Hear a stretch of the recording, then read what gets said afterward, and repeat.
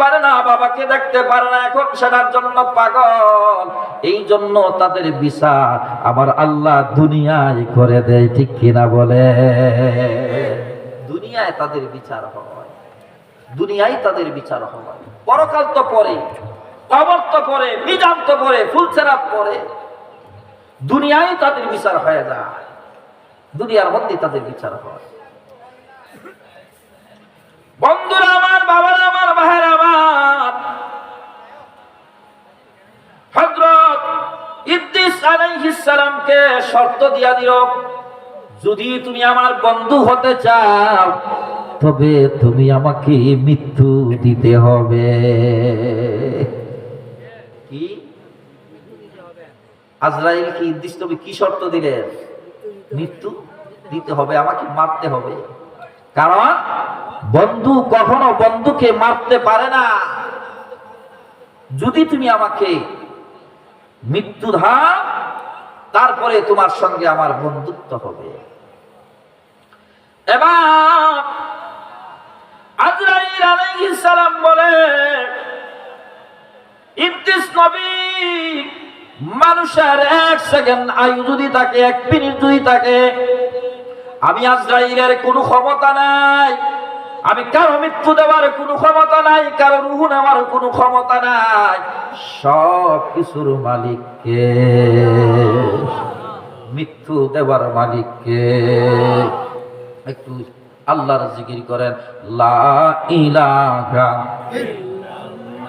ইল্লাল্লাহ, লা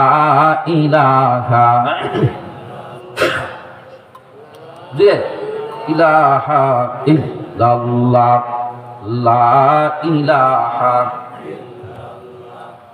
লা ইলাহা।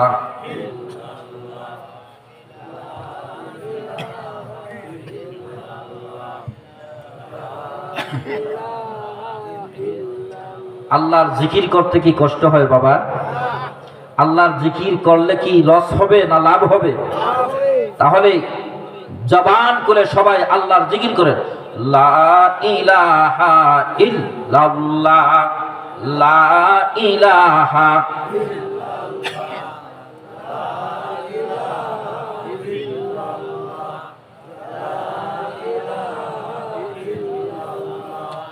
লা ইলাহা, লা ইলাহা, লা ইলাহা, হাসবি রব্বি জাল্লাল্লাহ, হাসবি রব্বি মা ফি কলবিহি গায়রুল্লাহ, লা ইলাহা,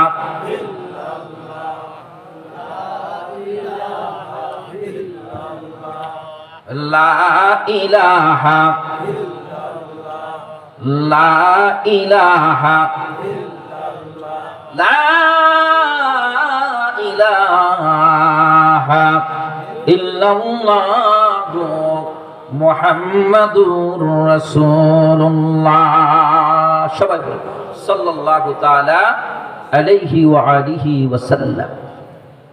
এবার আজরাইল বলে, ইদ্রিস নবী গো, মানুষের 1 সেকেন্ড যদি হায়াত থাকে আমি তাকে মৃত্যু দিতে পারবো না, এটা আমার দ্বারা সম্ভব হবে না।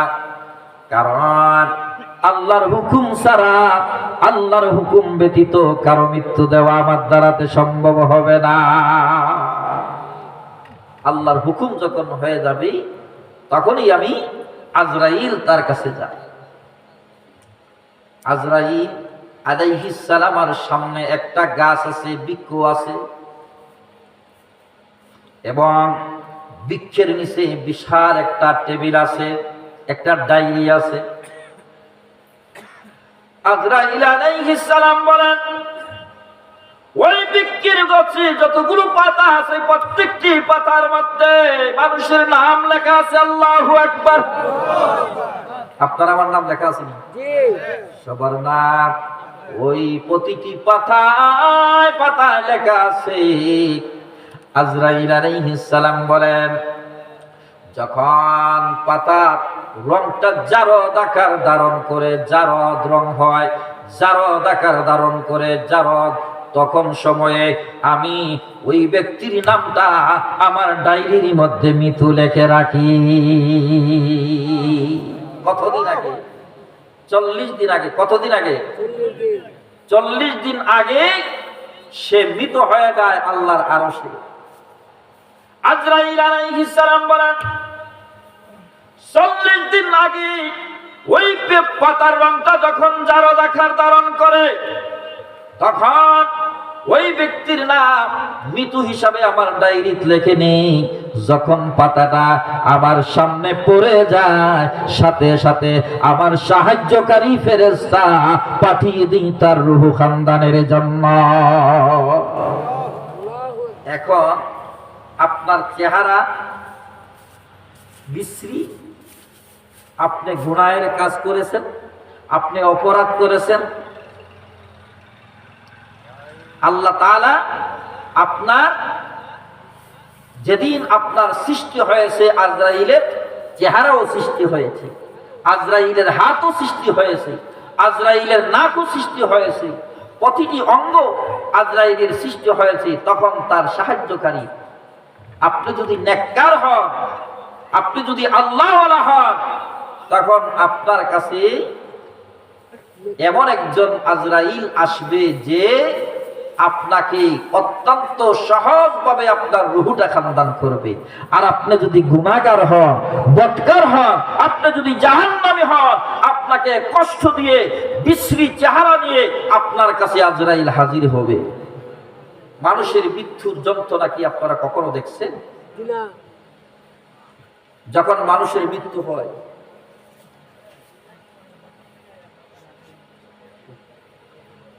মানুষের যখন মৃত্যু হয়, তখন মানুষের পাশে যদি আপনি বসেন, তখন বুঝতে পারবেন যে মানুষের মৃত্যুর যন্ত্রণা কতটুকু কষ্ট। মুমূর্ষ ব্যক্তির কাছে কখনো বসেন নাই, দেখেন নাই, ছটফট করতে থাকে। মানুষের মৃত্যুর যন্ত্রণা এত কষ্টের, আপনি যে দুনিয়ায় এসে হালাল হারাম কিছুই বাঁচেন না। সুদ আমাদেরকে এমন ভাবে সুদ আমাদের কাছে আসছে, আমাদের ঘরে ঘরে সুদ আছে কিনা নাই। আমাকে একজন বললেন সুদের আলোচনা করার জন্য। সুদ, আল্লাহ সুদকে হারাম করেছেন আর ব্যবসাকে হালাল করেছেন, কিন্তু আমরা ব্যবসা নামে আমরা সুদের ব্যবসা করি। যারা সুদের ব্যবসা করেন, তাহলে আপনার মৃত্যুর যন্ত্রণা ভালো হবে না খারাপ হবে বলেন তো দেখি? হ্যাঁ, খারাপ হবে না? আপনি জীবনটা সুদের মধ্যে কাটাইলেন, মানুষকে কষ্ট দিলেন, মানুষের মনে আঘাত দিলেন, 5 টাকা দিয়ে 20 টাকা আনলেন, 10 টাকা দিয়ে 100 টাকা আনলেন, সুদ আর শেষ হয় না। আমাকে একদিন আমার এক ভাতিজা বলে, ওই লোকটারে আপনি চিনেন? বলে হ্যাঁ। বলে উনি একজনের কাছে 100 টাকা দিয়েছিল, সুদের উপরে লাগিয়েছিল। কত টাকা?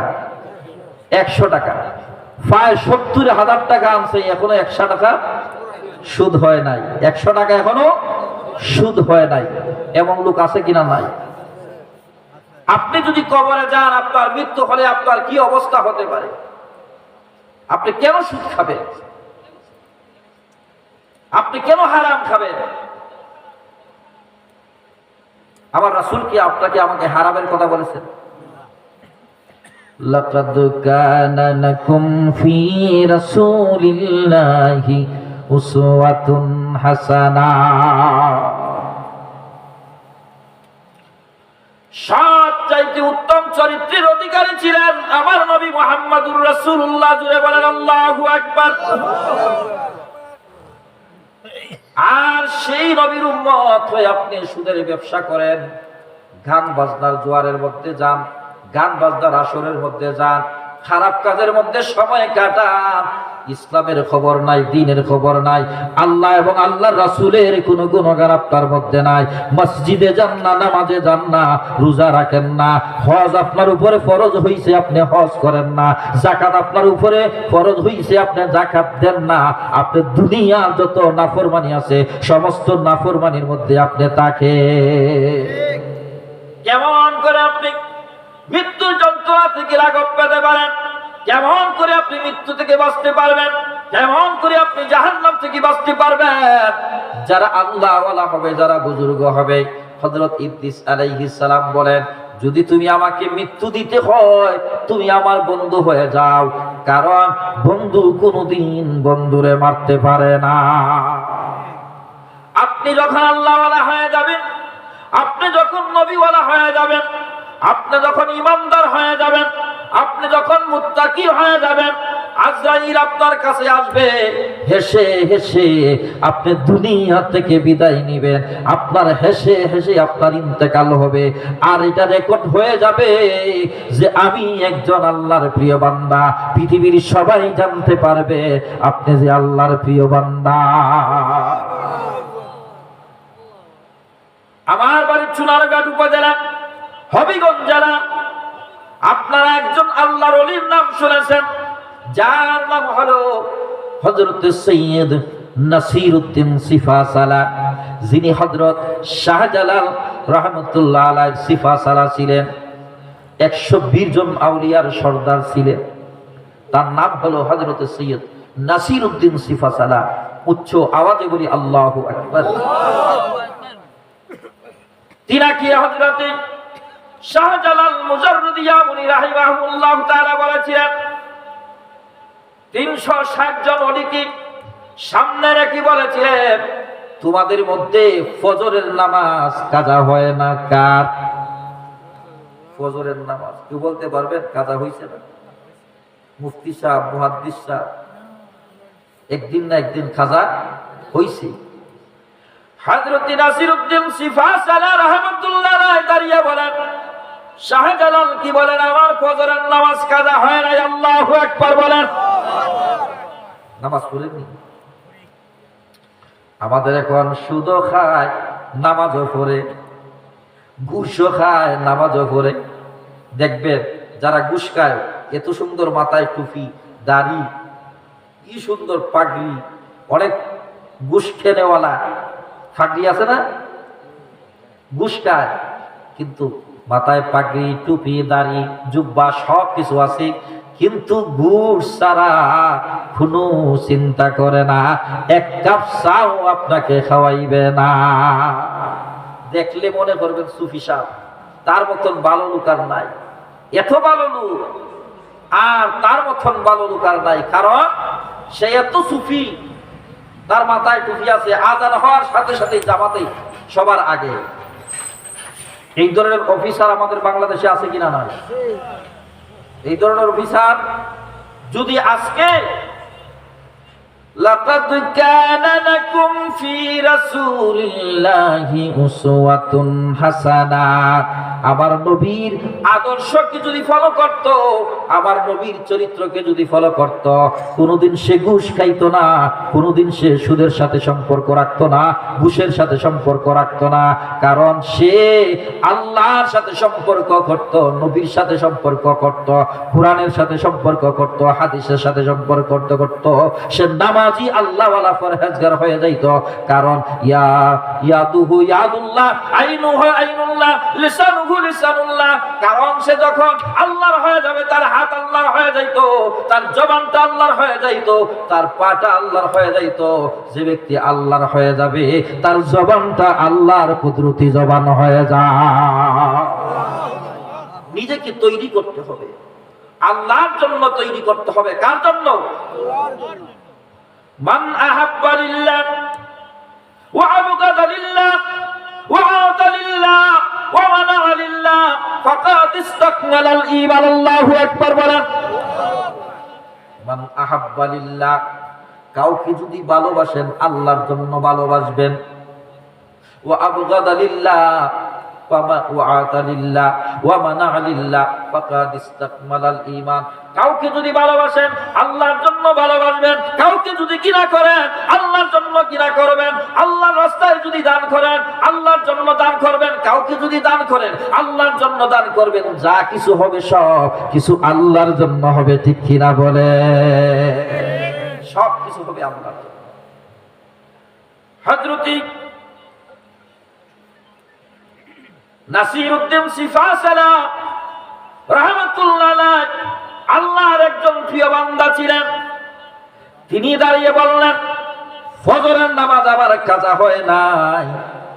এবার হযরতে শাহজালাল মুজাররিদি ইয়ামনি রাহিমাহুল্লাহ তাআলা বলেন, এবার তুমি আযান দাও, জোরে কোন আল্লাহু আকবার।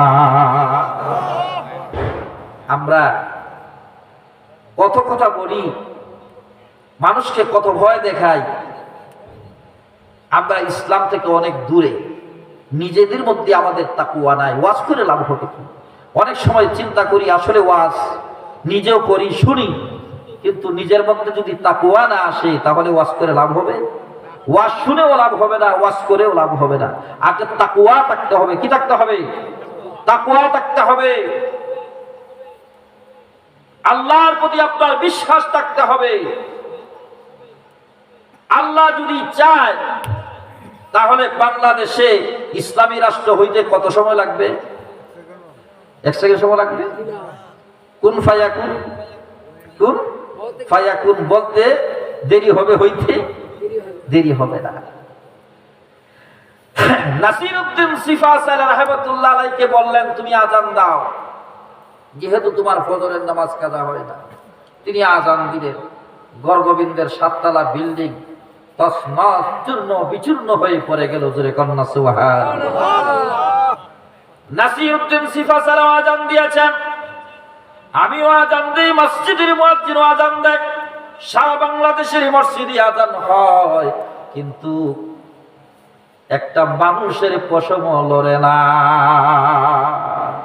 কিন্তু নাসিরউদ্দিন সিফাসালার আযানের দবনিতেই গর্গবিন্দের 7 তলা বিল্ডিং ভেঙে চূর্ণ বিচূর্ণ হয়েছিল। তারাও তো আল্লাহর প্রিয় বান্দা, ঠিক কিনা? নাসিরউদ্দিন সিফাসালাও আল্লাহর বান্দা, আমি আপনিও আল্লাহর বান্দা। ব্যবধান আছে কিনা না? ব্যবধান আছে কিনা না? তিনি হলেন আল্লাহ ওয়ালা। কারণ আল্লাহর কাছে তিনি যখন যেটা চাইছেন সেটা আল্লাহ সামনে হাজির করে দিয়েছে। জোরে কন্যা সুবহানাল্লাহ। সারা পৃথিবীর মানুষের কবর উত্তর দক্ষিণে। নাসিরউদ্দিন সিফাসালা বললেন, আমার কবর হবে পূর্ব পশ্চিমে। এটা কি মাইনা নেওয়া যায়? এটা কি মাইনা নেওয়া যায়? উত্তর দক্ষিণে কবর হবে, এটা পূর্ব পশ্চিমে হবে কি? উনি বললেন, না, আমার কবর হবে পূর্ব পশ্চিমে। কারণ আমার কিবলা থাকবে, আমার চেহারা থাকবে কাবা শরীফের দিকে, আমার মাথা থাকবে কাবা শরীফের দিকে, কিবলার দিকে। এটা এলাও হয় নাই শরীয়তে, সেটা এলাও হয় নাই, হবেও না। কারণ উনি বলতে পারে, ওসিয়ত করে যেতে পারে, দিতে দেরি হলো, পূর্ব পশ্চিম হইতে দেরি হয় নাই। জোরে কন্যা সুবহানাল্লাহ। এইটার নাম হচ্ছে আল্লাহর বান্দা। এটার নাম কি? আমরা হচ্ছে আল্লাহর বান্দা। আল্লাহর বান্দা হতে পারি নাই, আল্লাহর বান্দা হতে পারি নাই। আল্লাহর বান্দা হতে পারলে সব কিছু সামনে চলে আসবে। ইবলিস আলাইহিস সালাতু ওয়াস সালাম আজরাইল আলাইহিস সালামের বন্ধু হওয়ার জন্য আজরাইল আলাইহিস সালাম ইবলিস নবীকে প্রস্তাব দিলেন বন্ধু হওয়ার জন্য। আর ইবলিস নবী প্রস্তাব দিলেন, শর্ত দিলেন, আগে মারতে হবে, আমার মৃত্যু দিতে হবে। আজরাইল বলেন, এইটা আমার দ্বারা সম্ভব হবে না, তবে আমার আল্লাহ যদি আমাকে পারমিশন দেয় তাহলে পারমিশন দিলে আমি তুমি ইবলিসের মৃত্যু দিতে পারবো। কিন্তু বর্তমানে আমরা, বাবা অসুস্থ, মা অসুস্থ, আমরা বলি যদি হাসপাতাল মেডিকেলে সময় মতো নিয়ে যেতে পারতাম তাহলে আমার বাবা মনে হয় আরো কিছুদিন বাঁচত। জোরে কন্যা নাউজুবিল্লাহ। বাঁচানোর মালিক কে? মেডিকেলে কি বাঁচাইতে পারবে? ডাক্তার কি বাঁচাইতে পারবে? বলে যদি সময় মতো সদর হাসপাতালে নিয়ে যাইতে পারতাম তাহলে আমার বাবা বাঁচত। নিতে পারি না, এই জন্য বাঁচে নাই। জোরে কন্যা নাউজুবিল্লাহ। আর আল্লাহ পারমিশন ছাড়া, হুকুম ছাড়া 1 সেকেন্ড যদি হায়াত আপনার আমার তাকে মৃত্যু হবে না। যার মৃত্যু যে হালতে হওয়ার সে হালতে মৃত্যুবরণ করতে হবে। যেখানে আপনার মৃত্যু লেখা সেখানে আপনি যেতে হবে। যে স্থানে আপনার মৃত্যু হওয়ার কথা সেই স্থানে যেতে হবে, সেখানে আপনার মৃত্যু হবে। কারণ সেখান থেকে এক চুল পরিমাণও আপনি লড়তে পারবেন না। সেখানে যাই আপনি উপস্থিত হইলে আজরাইল আপনার রূহ খানদান করে নিবে। এটা হলো আমাদের বিশ্বাস। আমরা আল্লাহ ছাড়া কাউকে বিশ্বাস করি না। একমাত্র আমাদের মালিক হচ্ছে আল্লাহ, ঠিক কিনা বলে? আর কাউকে আমরা পরোয়া করি না। একমাত্র ভয় করলে আল্লাহকে ভয় করি। ইত্তাকুল্লাহ। কি চাচা সমস্যা? ইত্তাকুল্লাহ, ভয় করবেন কাকে? আল্লাহকে ভয় করবেন। দুনিয়ার কোন মানুষকে নয়, দুনিয়ার কোন জিনকে নয়, দুনিয়ার কোন শয়তানকে নয়। একমাত্র ভয় করলে আল্লাহকে ভয় করবে। আমরা নামাজ পড়ি কিসের জন্য? আল্লাহর জন্য। রোজা রাখি কিসের জন্য? আল্লাহর জন্য। আজকের মাহফিল সাজানো হলো কিসের জন্য? আল্লাহর জন্য। মসজিদ, মাদ্রাসা, ইবাদত, বندگی সবকিছু একমাত্র আল্লাহর জন্য। আল্লাহকে খুশি করার জন্য, আল্লাহকে রাজি করার জন্য আমরা সবকিছু করে থাকি। আল্লাহ তাআলা যেন আমাদেরকে আল্লাহর প্রিয় বান্দা হিসেবে কবুল করেন। সকলে বলি আমিন।